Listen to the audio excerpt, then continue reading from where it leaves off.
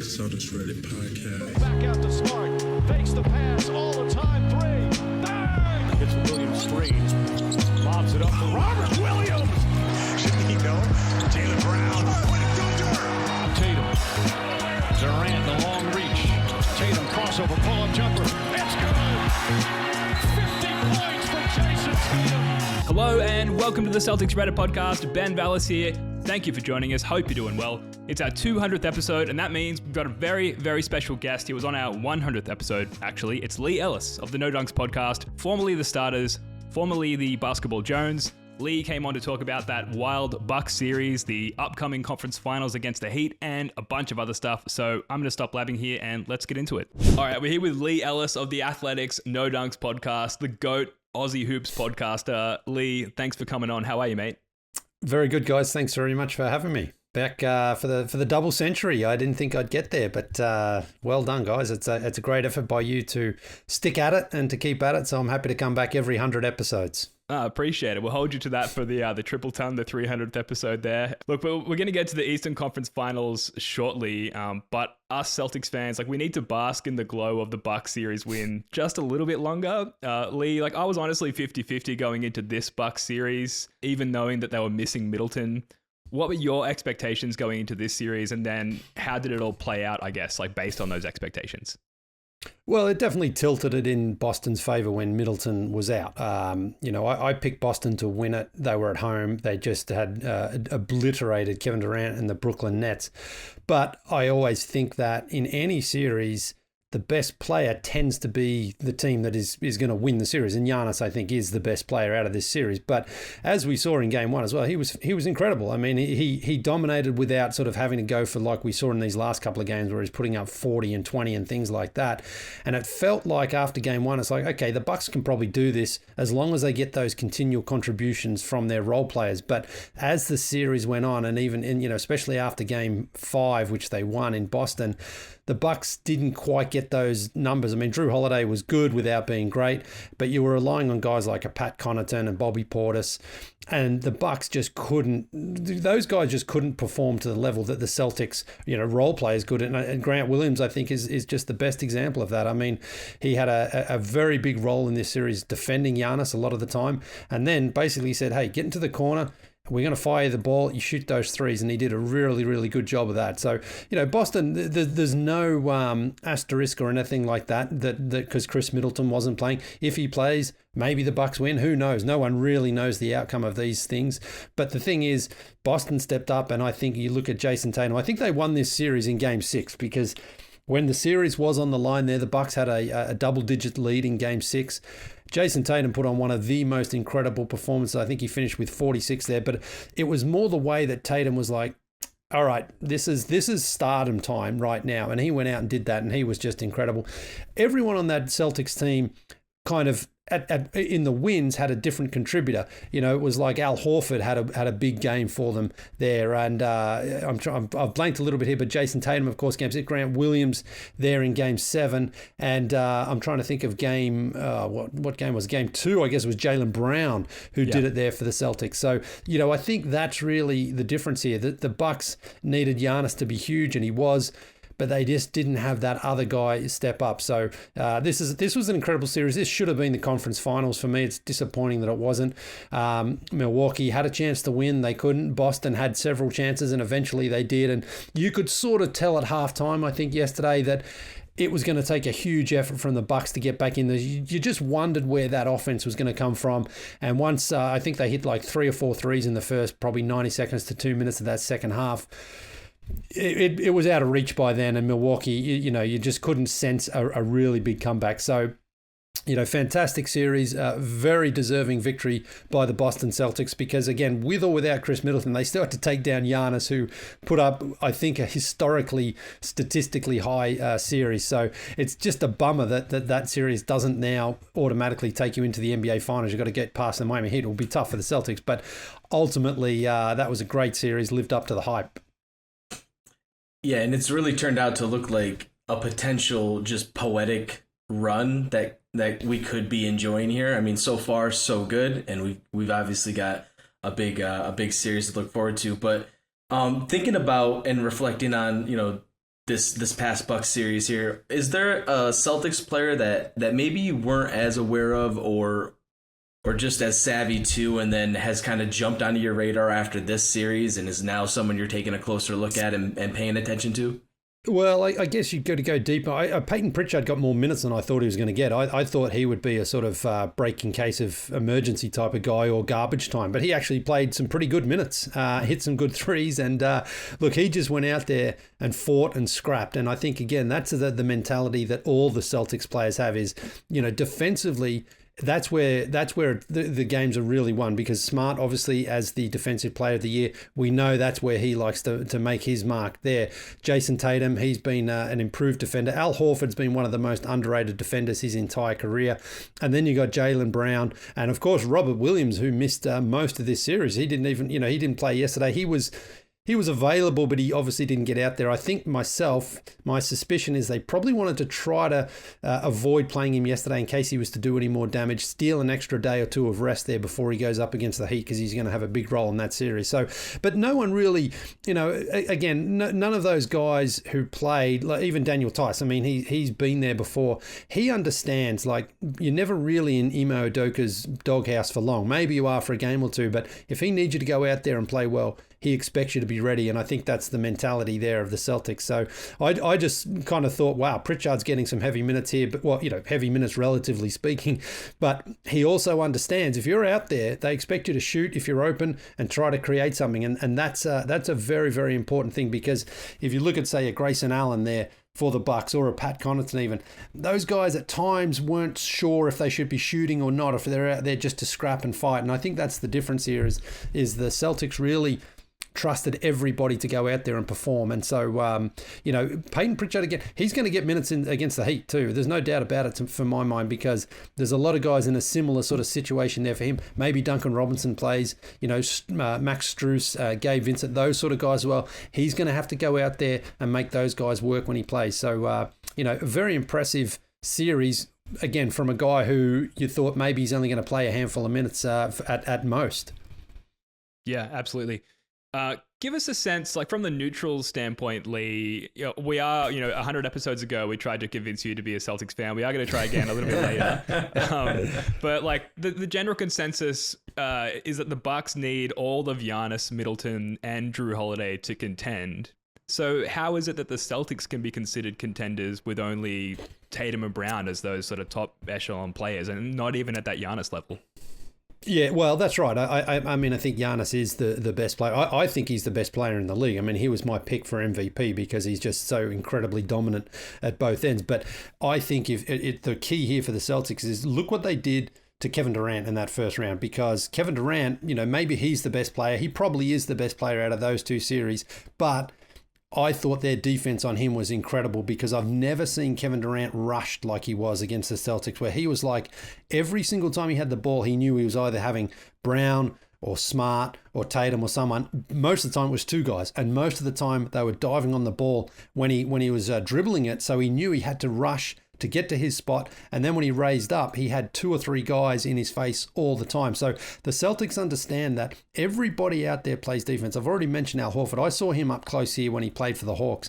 Al Horford has maintained an incredible level of defensive IQ, and that's on display as well, because he's not a big guy physically, even athletically, but he just understands how to get guys out of their position, to be defensive around the rim, how to sort of turn away those shots and just be in the right spot. And then on the offensive end, Al Horford had an incredible series, spreading the floor, making his guy work, attacking the hoop. He had that huge dunk on Giannis in game what was it, 4? I think it was. They're all blending together. I can't remember what a game is these days. But so that's it for the Celtics. It's that there's nobody out there, I don't think, for the Celtics that has a defensive weakness, and that's the real key here. It's like Udoka, it took him probably 40-odd games here to get his message across. I want everyone playing defense. I want everyone rotating, switching, being ready, closing out, boxing out for rebounds, doing your job. And that's what they do. Grant Williams, he was brilliant against Kevin Durant too in that first round. Remember a couple of times, like,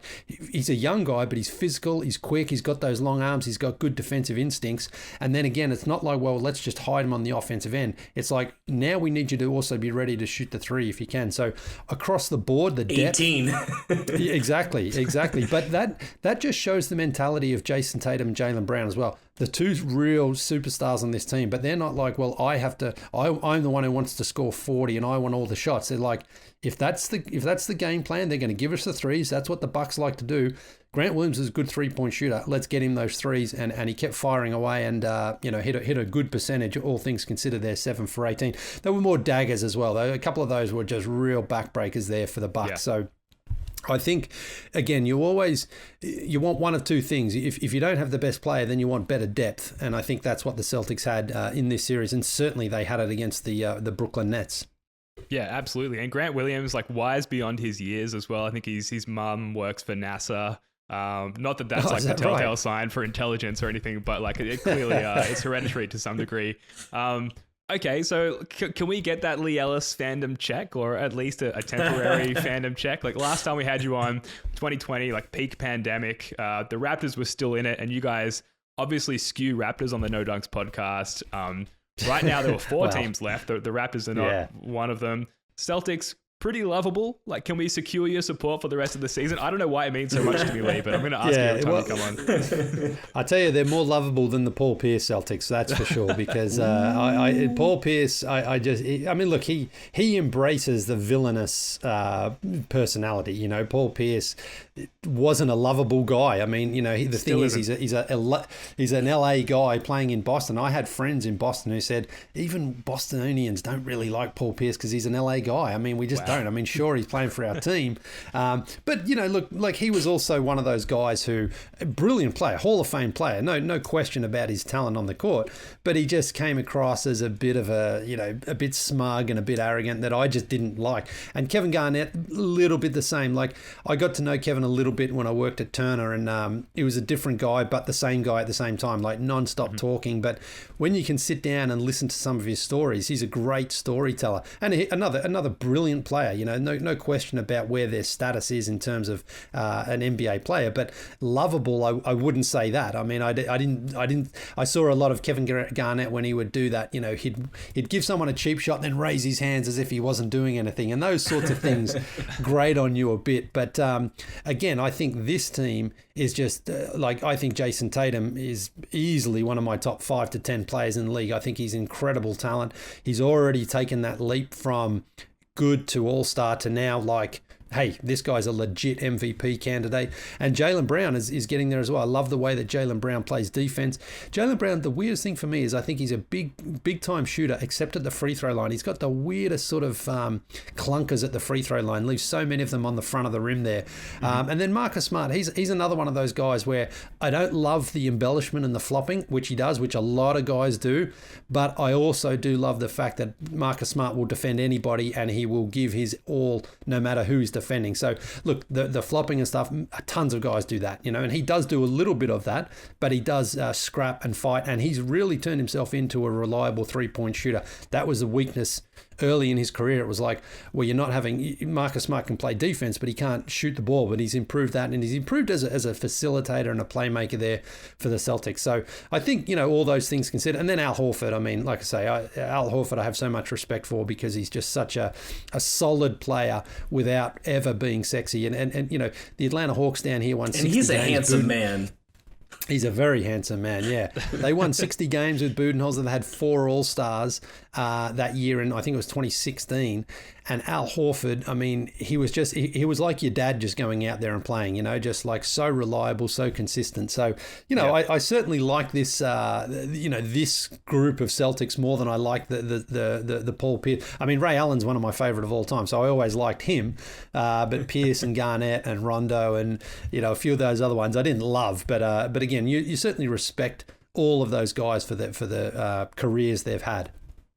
A completely and professionally neutral response, Lee. I respect it. Well, look, the other thing is to be perfectly honest, like, you know, when we do a daily show, you know, with the 30 teams, and I think after a while, you just realize, like, you just can't sort of love one team more than the other because you're talking about all these teams. Yeah. And for the benefit of the show, you've got to at least bring some sort of just neutrality to it, because if you're sort of cheering for one team and you're banging the drum of one team, you end up sort of just your analysis is biased, and it comes through to the fans as well. So look, I've made a million predictions that I've gotten wrong and a million that I've gotten right, and sometimes you just sort of like, listen, that's just how it goes. Like, you can't be, but I think that the point I'm trying to make is I think it's better when you're like that, because you're not making them from a point of view with a bias. You're just saying, I think this team's better. Whatever your prediction is, it's because you're coming from a position where you're not really cheering for one team over the other. Look, of the 4 teams remaining, it doesn't matter to me at all who wins. I'd love to see Luka win. I'd love to see Jason Tatum win. The Heat are always there, you know, Bam and Jimmy Butler. That would be a great story to see the Jimmy Butler post-championship celebration. And then the Warriors as well, but they've also won a lot lately. So I sort of don't care, but I'll be happy for whoever wins as well.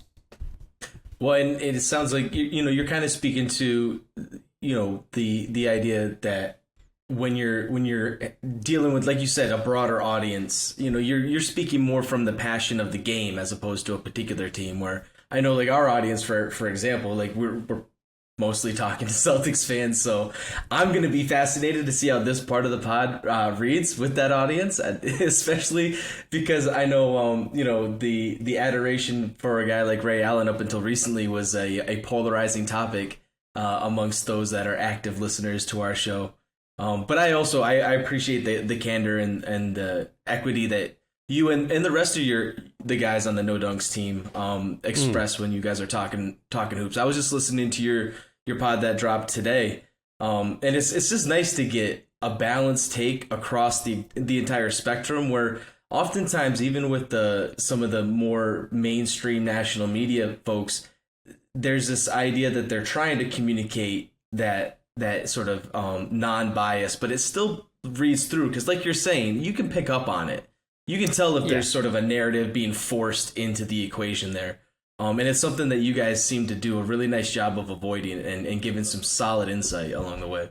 Well, look, and look, the other thing is, I've lived in Toronto and been close to the Raptors, and I live here in Atlanta now. And look, the Hawks last year in the playoffs were incredible, no doubt about it. They led the Bucks at one point, the only team to win a game in Milwaukee, and they looked great. But this year, the Hawks, not very good. You know, they just weren't good enough. And so, you know, I had no issue sort of saying that, not like trying to play the homer card or anything like that. I was, they just weren't good enough. They didn't improve. But then they did start playing better. I went down to a playoff game, and it was like, okay, it's good to have the Hawks sort of playing hard again. But then, of course, against the Heat, they didn't get swept, but they lost in 5 games there. And it was kind of like, well, they just didn't perform. So, you know, ultimately, I'll just sort of call the games as I see them, and sometimes you believe in teams, and sometimes, like the Phoenix Suns, I mean, and Chris Paul especially, I've said I think he does deserve a championship. He's one of the greatest players of all time. But I also have said many times on our show that there are times you just want to like strangle him, because he still does those little punk moves where he stops in front of a defender and falls over and he flops, and it's like, why do you do that? Why do you test my love for you when you do these things where I go crazy because you're too good. You don't need to do that. We're trying to get rid of that from the game. That sort of stuff nobody likes. Nobody respects that. And Chris Paul, you know, he's one of the greatest point guards, one of the greatest players we've ever seen, but he still does that. So, you know, that's where I think it goes with us anyways, is like, you know, I want a guy like Chris Paul to win a championship, but if he doesn't, and especially the way they lost last night there to the Dallas Mavericks, there's no like, wow, they got screwed by the refs, or they got absolutely hammered at home, and they just weren't good enough. And so that's all you can really say about it. Well, I just wanted to play off that a little bit and kind of close out that idea on thinking about the fact that so many folks, and especially a lot of the media, have been kind of pushing this narrative that whoever wins the Bucks Celtics series is likely kind of the ideal favorite for at least getting to the championship, if not winning it. Where do you stand on that particular take? Do you agree with that? Are you seeing the Celtics as a favorite at this point, or is there another team that's kind of showing you something that, hey, you might not be noticing this, but this is something to take serious? Well, I think, like we said, all four teams could win it easily. I think you can make a very strong case for all four of them. I mean, the Celtics are going to be in tough against the Heat here going down. The Heat had a couple of days extra rest. The old rust versus rest argument, of course, is going to be big. If the Celtics win, see, the Heat were rusty. If the Heat win game one, well, no, they were rested. They were much better. But, ultimately it comes down to, it comes down to, I think, just to who plays better. I mean, that's not groundbreaking analysis. But if you are, the thing is, if you're the make or Boston miss Celtics, league, man. Well, exactly. I know all those cliches. I mean, but this is actually great because in years gone by, and when we were at NBA TV and it was the Cavs and the Warriors, it was like, how do we pretend that this is more exciting when the Warriors, especially when they got Kevin Durant, you're like, there's no way the Cavs are going to get near him. But right now, the way the Heat have played, look, they've been very good at home, but they haven't been all that good on the road. They lost, of course, to the Atlanta Hawks, and they lost a couple there in Philadelphia where their three-point shooting fell apart. They scored 79 points in one game. So the Miami Heat, they're like the Celtics. They love to play defense. They love to get out and make it a tough game. But they're going to have times where they don't want Jimmy Butler having to score 40 points a game to win this series. They want Jimmy Butler scoring 19 or 20 and then 3 or 4 other guys contributing the same, because that's how the Heat play. They do it in a way where they have multiple guys contribute. Whereas the Boston Celtics are pretty similar. They don't want Jason Tatum to have 38 every single game and work hard on the defensive end. They want Grant Williams to hit the 7 threes. They want Pritchard to give a couple off the bench. Daniel Tice, if he can give you a good 10 minutes off the bench, that's great. So, who's going to win the series? I mean, the Heat have home court advantage and they are rested. Kyle Lowry's probably somewhat still injured. Ultimately, though, I think the Celtics are a better team, and I'm going to pick the Celtics to win the series, but it's not going to be over in 4 or 5 games. I think we could get 6 or 7 again, but I think a longer series honestly favors Boston a little bit more than it does Miami, because I think those older legs of the Jimmy Butlers and the Kyle Lowrys and the PJ Tuckers, those sorts of guys could feel it a little bit more if this goes 7. So I like where Boston is. Again, even though they're going to be flying straight from a Game 7 down to Miami to get ready, I still think they're better and they ultimately will win the series. And then out in the West, I mean, the Warriors have been there. They've done it. Of course, they can. If they get back, they're going to be a tough out. But then we had Luka Doncic. I mean, just turned in an incredible series, and particularly there in Game 7 against the Suns. So anyone could win it. I mean, I've got the Celtics certainly coming out of the East. Will they beat Dallas or Golden State? Maybe, probably, could be. Who knows? I'll worry about that in a couple of weeks' time when we know if they make it and who they're facing.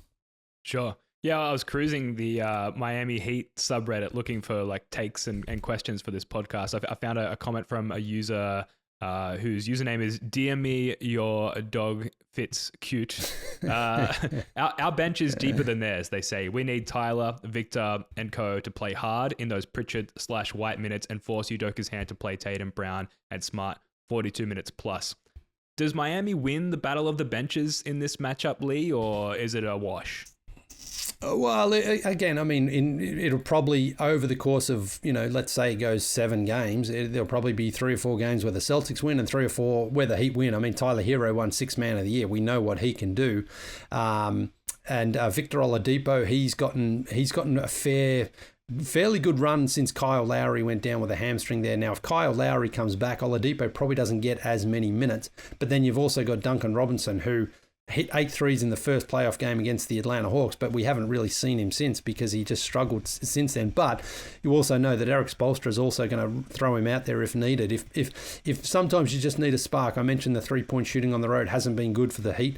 Maybe Duncan Robinson finds it in a game or 2 in Boston. He just uncorks him, and that's what happens. So again, these two teams are very, very even. There's not a I don't think there's a strength that one has that can truly dominate the other. I think it's going to come down to like who defends Jason Tatum. It's probably going to be Jimmy Butler for a lot of it, but then you're going to have guys like Strus and Vincent get a couple of goes at him, maybe even throw a PJ Tucker at him to get him physically. But if Jason Tatum can perform the way he did against the Bucks, it ultimately won't matter because he's been so much better, I think, in clutch situations and just the confidence he has, not only taking good shots, but playmaking and trusting his teammates. And so, that's the sign of evolution, I think, in a player is, can he truly trust his teammates when they need a bucket and they need a three-pointer? And we just saw what the Celtics did with Grant Williams yesterday. So I have no reason to doubt that he wouldn't be able to do that in a similar situation if they're in tough against the Heat. What are the key components for each team in this upcoming Celtics Heat series? Like, what are the exploitable matchups on each side? Well, look, again, you've just seen the Celtics shut down Kevin Durant as much as you can, or certainly make life difficult for him, and then they've worn down Giannis. It figures to me that the two critical guys are Bam and Jimmy, and basically probably starting with Jimmy, where it's like, let's make sure he sees two bodies early on. And we almost dare those other guys to hit threes. Now, they can hit them. That's the question. You don't want them to go out there and have a Max Strus game where he can hit 5 or 6 threes, and then Tyler coming off the bench doing the same. Bam is a different character. I mean, he's very athletic, he's very fast, but he can't do the same sorts of things Giannis did. Bam's got a very decent sort of mid-range game. He can get in there and cause you some trouble, but he's not really going to spread the floor in the same way. But I think those are the two key components. PJ Tucker, we know he's going to be just plonked in the corner. His three-point shooting is still fine. I mean, he can still hit them, but he's not maybe the threat that he was a couple of years ago, certainly with the Rockets and even last year with the Bucks, where he was really good. But, Tyler Hero, Celtics fans know probably better than anyone, because down in the bubble he had, I think it was a 37-point game against the Heat where he was really good. And he hasn't been great in the playoffs so far, but I certainly expect him to get a lot more burn in this series. And again, Eric Spoelstra is going to trust him. He's going to say, listen, we need you to go out there and shoot and score and hit those threes and help to do what earned you the Sixth Man of the Year award. So he can definitely get you 30, 35 points in a game, but he hasn't quite done that yet. And this Celtics team is going to be ready, I think, for that. And they're absolutely going to have someone come out and defend him and try to make sure, whether that is a Derek White, sort of a bench guy like that who's a good defender. He comes from the Spurs system, of course, who's going to be like, make sure you stay on this guy, because sometimes these guys, like a Tyler Hero who's been struggling, he only needs that one game to get moving and hit some threes, and that could open him up and unlock him for the rest of the series. So, but this was great. Both teams can really defend each other super, super well. But they've also got threats from virtually everybody. Again, you're going to see a ton of threes in this series. You're going to see a ton of guys, try to light up the other team. Jaylen Brown, I think, is going to have a huge series here for the Celtics, because I don't really know who's going to defend him for the Miami Heat. Again, assuming that Butler is on Tatum, Williams and Bam, obviously. Smart will be with Oladipo. So then it's a Vincent, it's a Strus, or a PJ Tucker. I would take, now look, I love PJ, he's great, but again, Jalen's a young athletic guy with good handles. He can get inside and he can spread you out. That's where the advantage is. It's like, if PJ's on you, bring him out and then you can attack the paint, and that could help. That could really open things up inside for the Celtics. Yeah, absolutely. PJ Tucker, I'm very happy that he wasn't on that Bucks team that we just played, because it was on a nice edge, right? Like, it came down to a Game 7, and the Game 7 wasn't particularly close, but and you mentioned that was because Giannis was worn down, but PJ Tucker, add him to the mix and it's a completely different story, let alone Chris Middleton. So he's certainly going to be a challenge for the Celtics in this series. From like just a narrative and like neurotic Celtics fan standpoint, personally worried about the Max Strus element there, because of course he was with the Celtics for a little while, and then we had to let him go in favor of Javonte Green, who we also had to let go in favor of, I think it might have been Enes Kanter or Enes Freedom or something like that. And so just from the like tortured fan perspective, it makes sense that Max Strus would like come back and torch us and knock us out of the playoffs here. So it's going to be interesting to see. Robert Williams and Kyle Lowry, they each have a foot in or out of the injury door. I think Kyle Lowry has just been confirmed as out in Game 1. So the status going forward is unclear. Which teams, both teams are banged up at this point in the playoffs, Lee. Which team's injury concern is more concerning to you? Yeah, well, look, I think Kyle Lowry has been so important for the Heat this year because he's their only real point guard. And there are times where that offense bogs down. And Jimmy can take over, Tyler Hero. These guys, they've got guys who can fill in. But I think the Heat have been at their best this season when Lowry just gets that fast break going. The transition, he just gets the ball and just flings it ahead. And he can hit that three. He's been a guy who's really reliable like that. He's a leader. He's experienced, all those sort of veteran terms that you throw out there, and I think they really do miss him. So, he's going to be huge. But then Robert Williams, his athleticism is going to be huge in this series going up against Bam, because you need, like Al Horford, I've talked about how much I love him, but athletically, Robert Williams can get up and contest those shots a little bit better. He can come over, he can make up a little bit more ground. He's got 6 more fouls as well, which you might need against the Miami Heat. You need to send that message that if anyone comes into the paint, there's going to be multiple guys contesting shots. So, look, I guess it's Lowry because he's more a veteran, he's a bit more experienced, and the Celtics do have a lot of guys, a lot of bigger bodies that can cover up for Robert Williams, I guess. But, they're both significantly impactful for their teams. And look, if Williams, I think they have to keep him out as long as possible to prevent him from doing further damage, because if the Celtics go on further, they're going to need him. But at the same time, you can't afford to drop both of these games in Miami. So it's a tough dilemma there for Udoka. But you've got, just veterans who I think who can cover for him, whereas the Heat, they could really, really miss Lowry a lot more significantly if that offense does bog down and they don't have anyone to sort of just get them going. And we saw him against Philadelphia. He was dragging his foot around in one game there, and it was like, I can't believe this guy's even playing. I think he injured it against the Hawks originally. They brought him back earlier, and now they're taking it game by game by the sounds of it. But I wouldn't be surprised if Lowry misses at least 2 or 3 games of this series here, because a hamstring, if he comes back and he tweaks it again, he will probably be done for the remainder of the playoffs as long as Miami's in it. One of the things I'm wondering, just off of some of what you've kind of been talking about, is when we look at this, we've kind of seen how the Celtics have gone against 2 teams up until this point where the other team has had arguably the best player, or not even arguably. I think the general overwhelming consensus is that the Nets had the best player, and obviously the Bucks had the best player. In this particular series, it would seem like if we're having that conversation, it's between Jimmy Butler and Jason Tatum. Do you see that as more of a wash, or do you see one team having the edge there? And is it going to be as impactful in this series as... Well, I suppose the Celtics have kind of been dismissing the whole narrative that if you have the best player, you're going to win anyway. But would love to hear your thoughts kind of on that dynamic.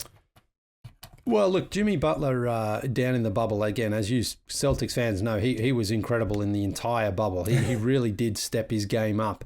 And apart from the playoffs last year where he was an embarrassment against the Milwaukee Bucks when they got swept, he's stepped his game up again this season. And this Jimmy kind of mails in the regular season. He doesn't put in all that much effort. He just goes out there and plays. He knows that it's about the playoffs. And again, so far, he's really stepped up his 3-point shooting. I don't have the number here right now, but I know his 3-point shooting's basically doubled in the playoffs to what it was in the regular season. He gets his body in incredible condition. He loves the fight. He loves the battle, and he loves being tested. And so far through the first 2 series, he has been great.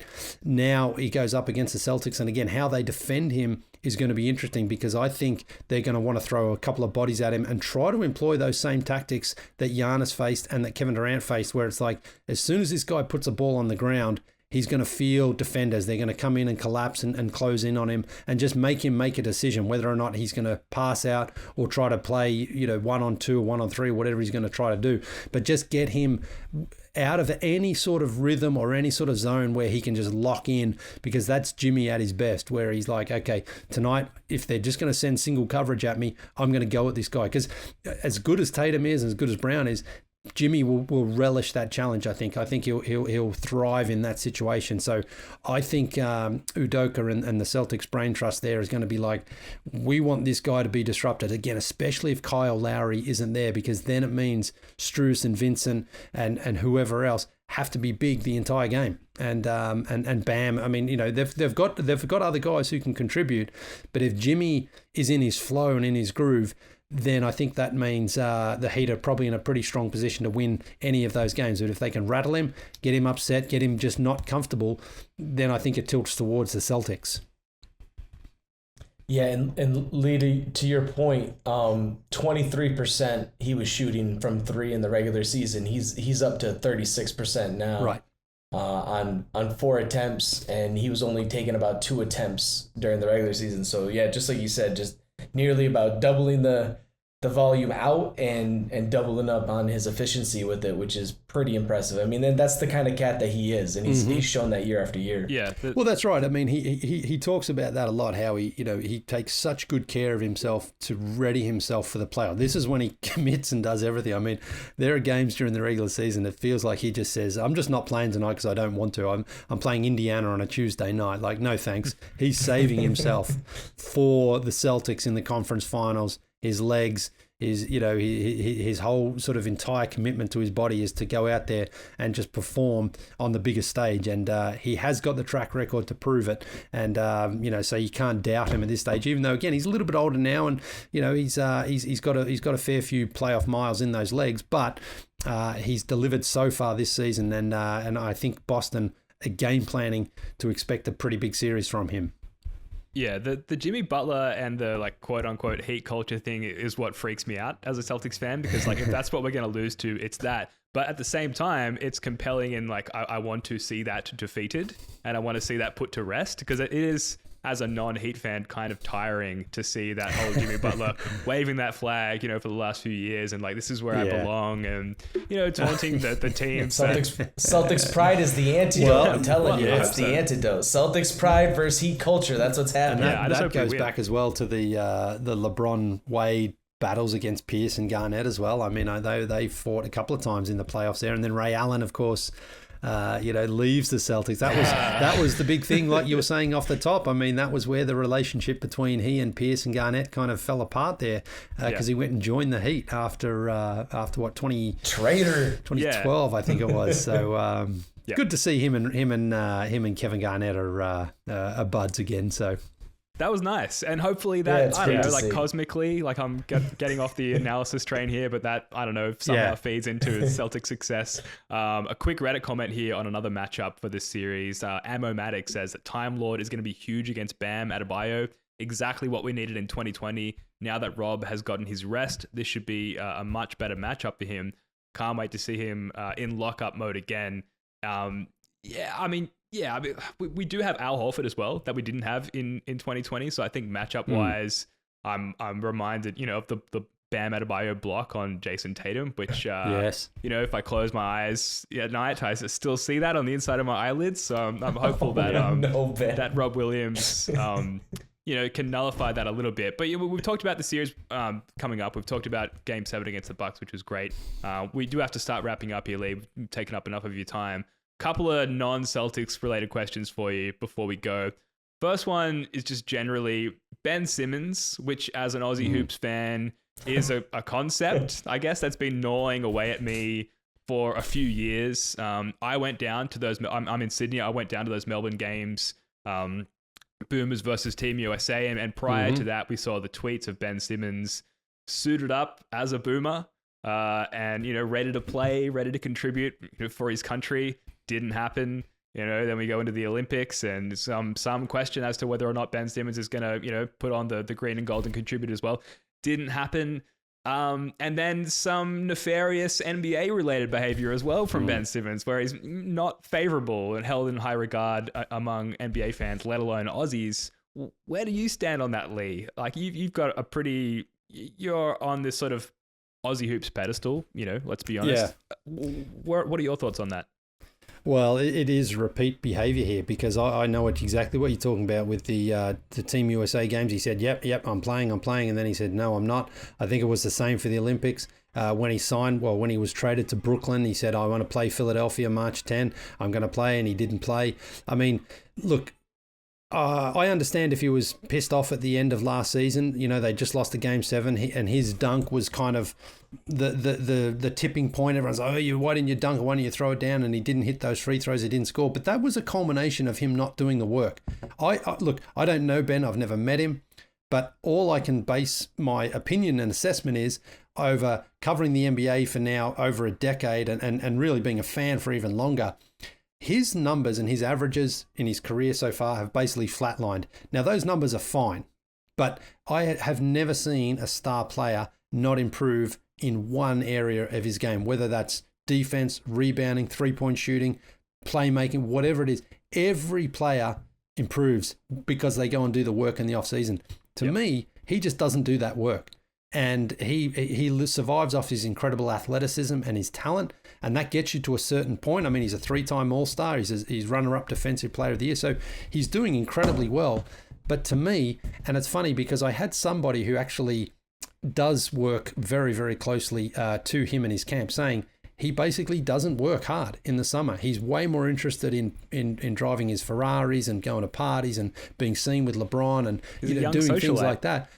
Yeah, and so the person who told me was saying like coaches and teammates and players have said like you got to get in the gym. You've got to get in the gym, and he's kind of like, I don't really want to do that. So this is like it's funny, being in the position I've been in now, with NBA TV, you do get to know a few people over time, and some people are just saying like everyone in the organization is sort of like shrugging their shoulders by saying like, why isn't he doing this? Why can't he take criticism? Why doesn't he go and want to work on his game? Because he's kind of saying, well, I don't need to, I'm good enough as it is. But everyone else goes out there and just works and works, especially when you have an enormous deficiency like he does. Because the other thing is when he went to Brooklyn, a person also told me there, he got there and he told us as well. Another thing, like you're saying off the top there, he's like, he was keeping himself in shape, ready so if he got traded, he could play.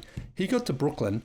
And apparently the Brooklyn Nets front office and the staff and the coaching staff were like, what has this guy been doing? Because he's not ready. He hasn't been shooting. He hasn't been doing anything. He's not been like the scrimmaging and stuff that we heard he was doing. He obviously wasn't doing that, certainly not at an intense level.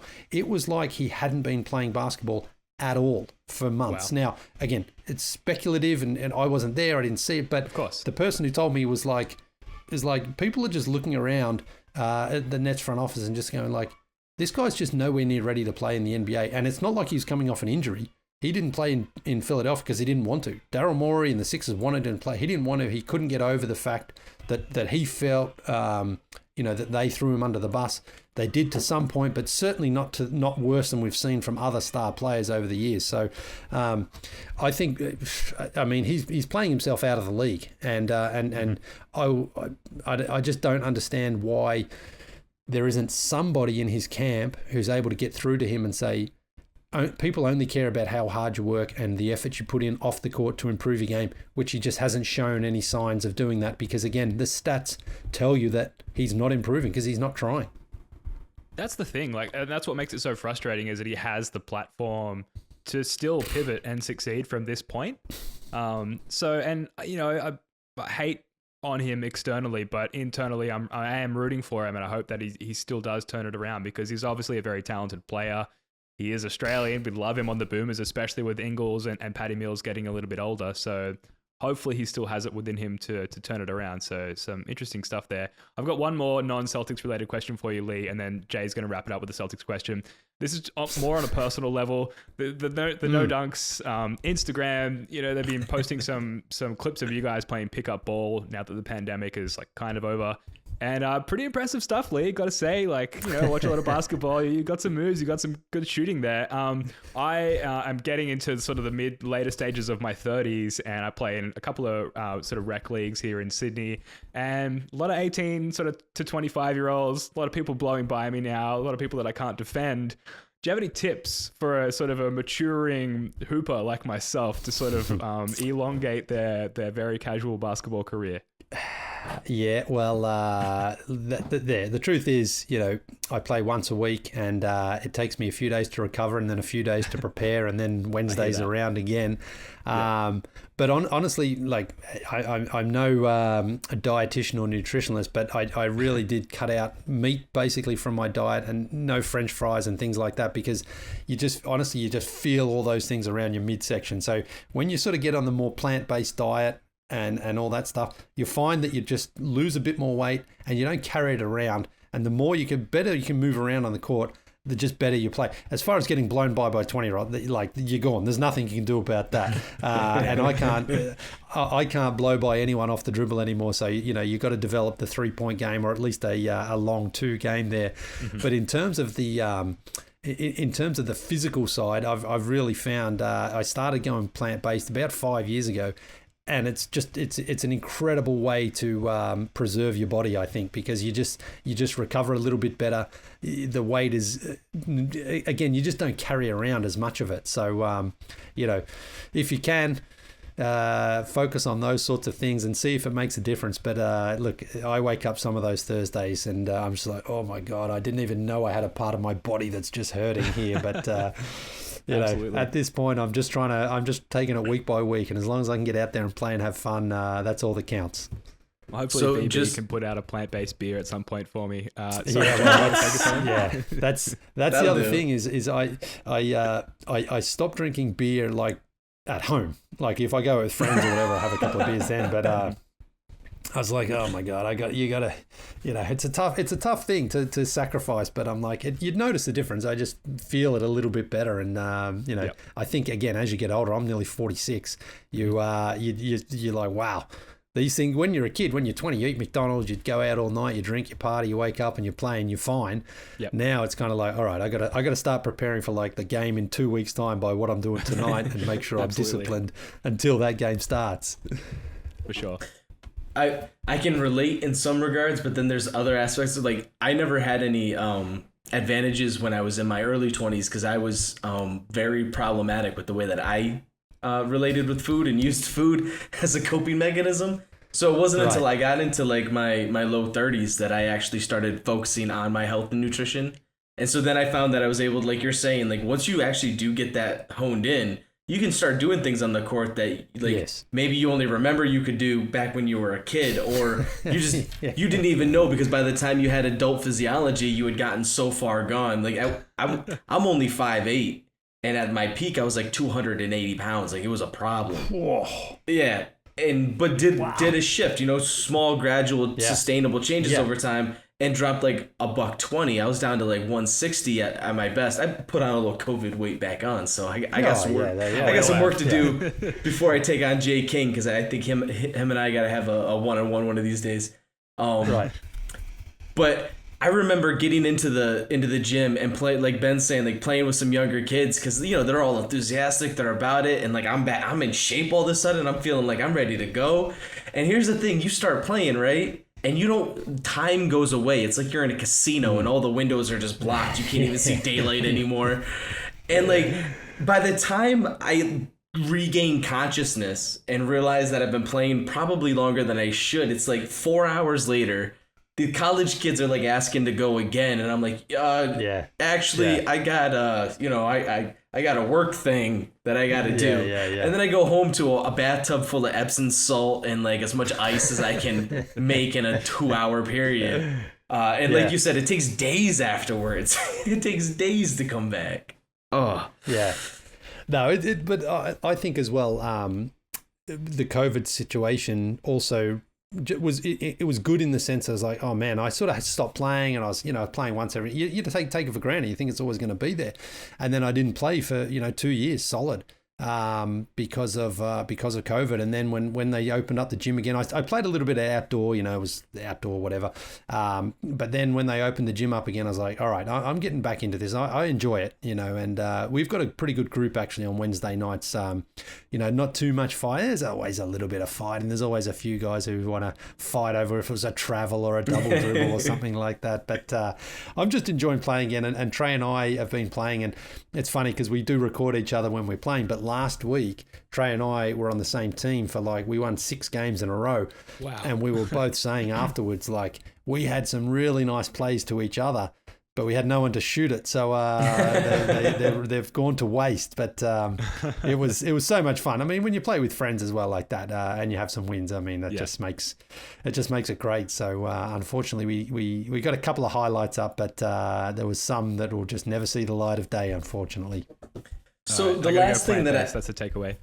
Sorry, go ahead, Jay. Yeah, the last thing I'd really love to and get both of your takes on this, especially because you both have, I think, a different perspective on how you'd make this decision. So there was a post put up in the sub today by user Lightning Fast, and it was just a poll question, just asking what was your favorite game from the Bucks series. And so the options that were given were Game 2, the JB explosion in that first half, Game 4, which is the Al Horford game, Game 6, where Tatum does the superstar thing, Game 7, where Grant Williams, aka the Batman, comes in and just rains hellfire from 3.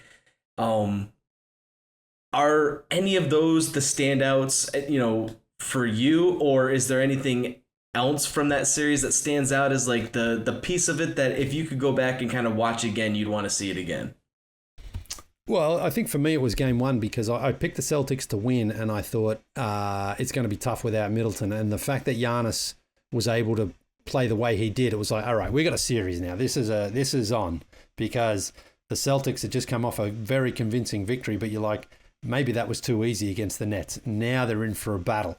And so, if you look back historically, I don't have the percentages here, but for the team to win the first game on the road and to have won game 5 on the road and be up 3-2, the chances of you winning the series must be like 97% from there. Yeah. So the Celtics, and again, they were down, doubled? They were down 14 or 15 in game 6 there before Tatum took over. So, historically speaking, we haven't really seen much of that before. I can't think of a series off the top of my head where you've had that, where it's like, wow, they blew it. But they didn't blow. Game 5 was an incredible game there where Giannis hits a 3, Drew has the 2 incredible steals.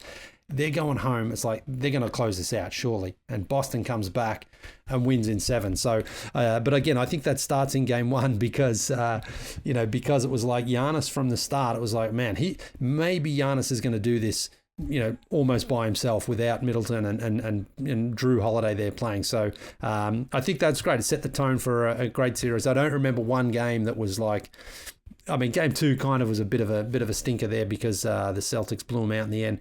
And even game 7, the second half wasn't all that exciting. Unfortunately, we didn't come down to the wire, but I think otherwise... We got a Neesmith bucket. Did he get a bucket? Did he? I think I tuned out by then. Yeah, I know Stauskas came on and Cornette came on too, didn't he? I think if I see Luke Cornette, that's I'm doing something else. I'm not watching the rest of that game. Doka was playing all the hits at the end there. It was great for us Celtics fans. Yeah, it's funny, Lee, like different perspectives. Like your favorite memories from this series are my most painful memories. Like game 1, coming out of the Nets series, I was like, well, we might sweep the Bucks. Like we're that good. We just like knocked out Durant and Kyrie in 4 games. And then to lose that game was a big wake up call for everybody. My 2 takeaway games, Jay, 2 takeaway memories. That Al Horford blow by and dunk, like talking about 35-year-olds blowing by younger guys. That was a huge day for 35-year-olds everywhere. I'm obviously 35. Al Horford blowing by Giannis and dunking on him, and then the rare Al Horford emotional outburst. That was fantastic. And then game 6, got to call out game 6, which that's a star maker for Tatum to come in like that and score 46 and to overcome the deficit and to survive elimination on the road against the best player in the world. There's nothing, you couldn't ask for anything better than that as a Tatum fan or a Celtics fan. And then to go on to win this series. So great stuff there. Lee, we've kept you for almost an hour here, so we're going to wrap up. Look, I would plug your podcast, but honestly, if you're listening to this podcast, you're probably very much aware of the Athletic and the NoDunks podcast. Leigh Ellis, thank you so much for coming on for episode 200. We will get you back on for episode 300. We will continue to wear you down and try and make you a Celtics fan, at least for a series at a time. Thank you so much for coming on. Ben has offered prize money if one of us can help make it happen. Yeah, that's right. We're calling it Fangate. I said before, you guys done a fantastic job because most podcasts just simply don't even they don't get to 10 shows, and I've said I get off. I do get a lot of people ask me to go on their podcast, and I'm like, how many have you done? And if I see they've done 2 or 5, I'm like, all right, if you get to a milestone like the hundreds, I'll keep coming on. So congratulations to you guys. I know it's tough. and if you're balancing jobs and lives and things like that. So credit to you guys for the hard work, and it's been fun talking to you guys. So I'm not a Celtic Beantown boy just yet, but Not yet. maybe in 100 episodes we'll see. There's time. Appreciate it, mate. Cheers, guys.